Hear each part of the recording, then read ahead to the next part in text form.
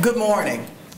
I'm Dr. Beverly Scott, Chair of the American Public Transportation Association and General Manager and CEO of the Metropolitan Atlanta Rapid Transit Authority, MARTA. With me are representatives of many of the transit systems that are impacted by this leasing crisis. From Washington Metro, General Manager John Cato. From Santa Clara Valley Transportation Authority in San Jose, General Manager Michael Burns. From New York MTA, Executive Director and CEO Lee Sander. From New Jersey Transit, Executive Director Richard Sarles. From Los Angeles MTA, CEO Roger Snobel. From Sacramento Regional Transit, General Manager CEO Mike Wiley. From Houston Metro, CFO Louise Richmond. From St. Louis Metro, Senior Vice President and CFO John Nosey. From Chicago Transit Authority, Deputy Chief of Staff Mike McLaughlin and Vice President of Finance Lynn Sapita. From Massachusetts Bay Transportation Authority, Deputy General Manager and CFO Jonathan Davis. Let me begin by giving an overview, and then I will ask others to give their perspectives as well. Today we are meeting with members of Congress and their staffs to alert them to the dire consequences for transit systems as a result of the collapse of the nationwide credit markets and the ratings downgrade of AIG and other insurers. 31 of the nation's largest transit systems, including my own, MARTA, would be financially crippled in the coming months if nothing is done to resolve this crisis. The innocent victims will be the millions of riders who rely on public transit every day. From the late 1980s to 2003, the Federal Transit Administration urged transit systems around the country to enter into innovative financing deals known as sale-in, lease-out, and lease-in, lease-out silo-lilo transactions. These transactions help transit systems finance large capital-intensive projects by selling their assets to investors and leasing them back. The transit agencies received upfront one-time payments in consideration for future tax benefits for the investors until these transactions were prohibited in 2003.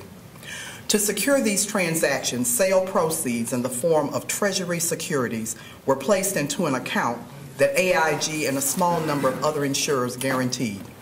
Under the terms of the contracts, transit agencies are responsible for replacing the guarantors of the secured assets if they fail to maintain a certain bond rating, often a AAA status.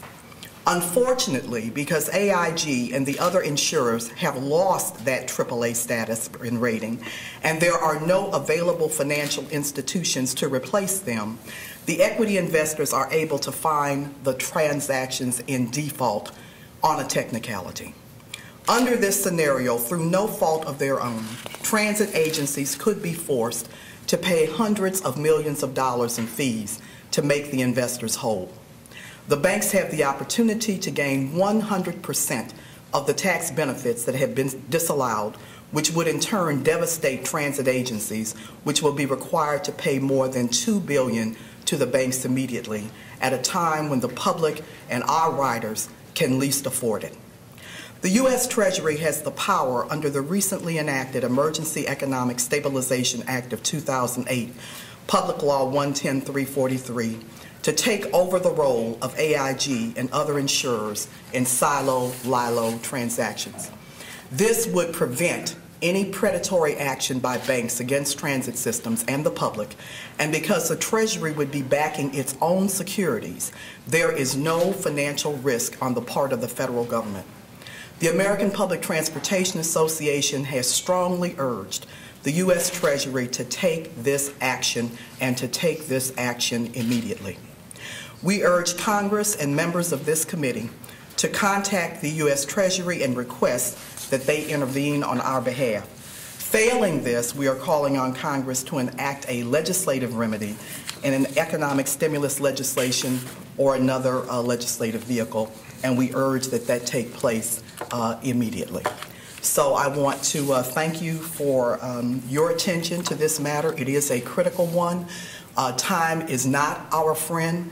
As we stand before you, various of these transactions, which number in the hundreds, are unwinding, and it is an extremely inefficient way to wind up having to have the public and each of us pursuing separate legislative remedies as each of these deals begin to trigger and unwind literally as we speak and across the country.